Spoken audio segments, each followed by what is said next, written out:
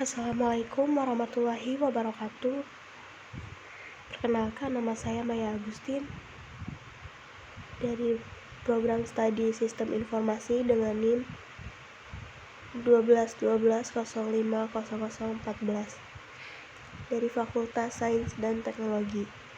Di sini saya akan mempresentasikan proyek UTS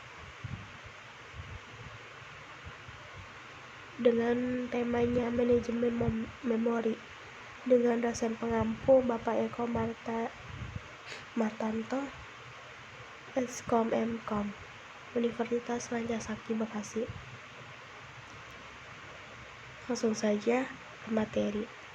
Memori adalah pusat dari operasi pada sistem komputer modern, berfungsi sebagai tempat penyimpanan informasi yang harus diatur dan dijaga sebaik-baiknya. Memori adalah array besar dari word atau bit yang disebut alamat. CPU mengambil instruksi dari memori berdasarkan nilai dari program counter. Manajemen memori adalah suatu kegiatan untuk mengelola memori komputer.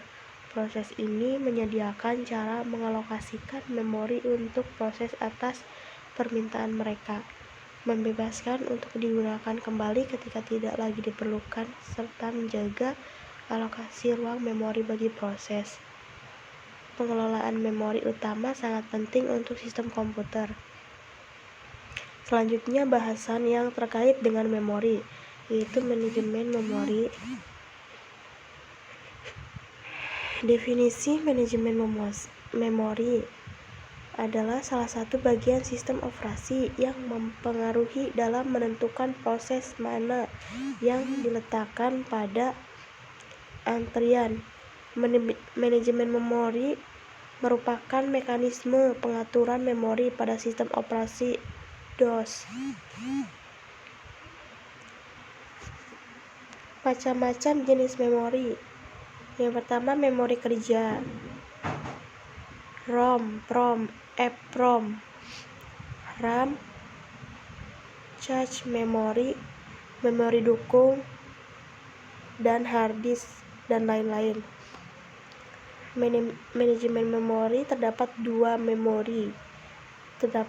manajemen memori, yaitu yang pertama, manajemen memori statis dengan pemartisian statis, jumlah, lokasi, dan ukuran proses di memori tidak beragam sepanjang waktu secara tetap. Yang kedua, manajemen memori dinamis dengan pemartisian dinamis, jumlah, lokasi, dan ukuran proses di memori dapat beragam sepanjang waktu secara dinamis. Selanjutnya, manajemen memori berdasarkan alokasi memori. Terdapat dua cara menempatkan informasi ke dalam memori kerja, yaitu yang pertama, alokasi memori berurutan. Pada alokasi memori berurutan, setiap proses menempati satu blok tinggal lokasi memori yang berurutan. Kelebihannya sederhana, tidak ada rongga memori bersebaran. Proses berurutan dapat dieksekusi secara cepat. Kekurangannya yaitu memori boros, tidak dapat disisip apabila tidak ada satu blok memori yang mencukupi. Yang keduanya, alokasi memori tak berurutan, yaitu program atau proses ditempatkan pada beberapa segmen berserakan, tidak perlu saling berdekatan atau berurutan. Biasanya digunakan untuk lokasi memori maya sebagai lokasi playback. Kelebihannya, sistem dapat memanfaatkan memori utama secara lebih efisien, dan sistem operasi masih dapat menyisip proses bila jumlah lumba-lumba memori cukup untuk memuat proses yang akan dieksekusi. Kekurangannya yaitu memerlukan pengendalian yang lebih rumit dan memori jadi banyak yang berserakan tidak terpakai. Selanjutnya, penggunaan memori. Pencocokan ukuran informasi ke penggalan memori kerja disebut sebagai fit. bagian dari memori kerja yang tidak terpakai dan letaknya tersebar di banyak wilayah memori kerja disebut sebagai fragment.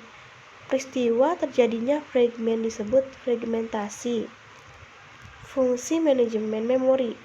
Yang pertama, mengelola informasi memori yang dipakai dan tidak dipakai. Yang kedua, mengalokasikan memori ke proses yang memerlukan. Yang ketiga, mendealokasikan memori dari proses yang telah selesai. Yang keempat, mengelola swapping antara memori utama dan disk. Selanjutnya, manajemen memori berdasarkan keberadaan swapping atau paging terbagi menjadi dua, yaitu yang pertama, manajemen tanpa swapping atau paging, yaitu manajemen memori tanpa pemindahan citra proses antara memori utama dan disk selama eksekusi, yang terdiri dari monoprogramming. Ciri-cirinya hanya satu proses pada satu saat, hanya satu proses menggunakan semua memori, dan pemakaian memuatkan program ke seluruh memori dari disk atau tab. Selanjutnya, program mengambil kendali seluruh mesin.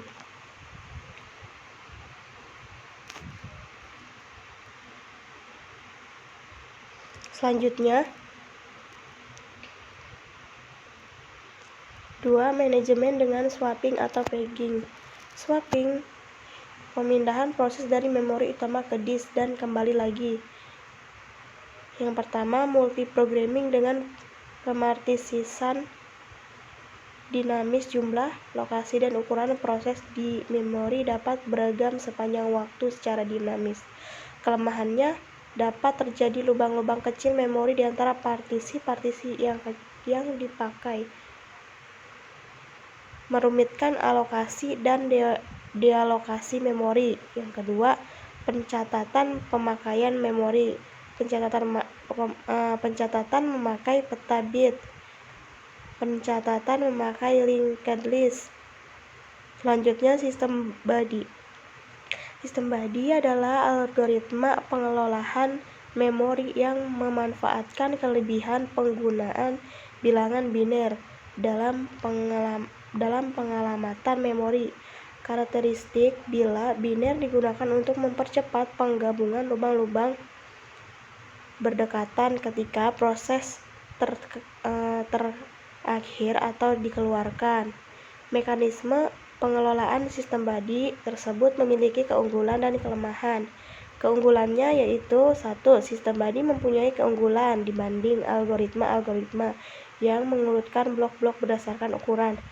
Ketika blok berukuran 2K dibebaskan, maka manajer memori hanya mencari pada senarai lubang 2K untuk memeriksa apakah dapat dilakukan penggabungan pada algoritma-algoritma lain yang memungkinkan blok-blok memori dipecah dalam sembarang ukuran. Seluruh senarai harus dicari. Yang kedua, dealokasi pada sistem body dapat dilakukan dengan cepat. Kelemahannya sistem body itu, yang pertama, utilisasi memori pada sistem body sangat tidak efisien. Yang kedua, masalah ini muncul dari kenyataan bahwa semua permintaan dibulatkan ke 2K terdekat yang dapat memuat. Proses berukuran 35 KB harus dialokasikan di 64 KB. Terdapat 29 KB yang disiakan.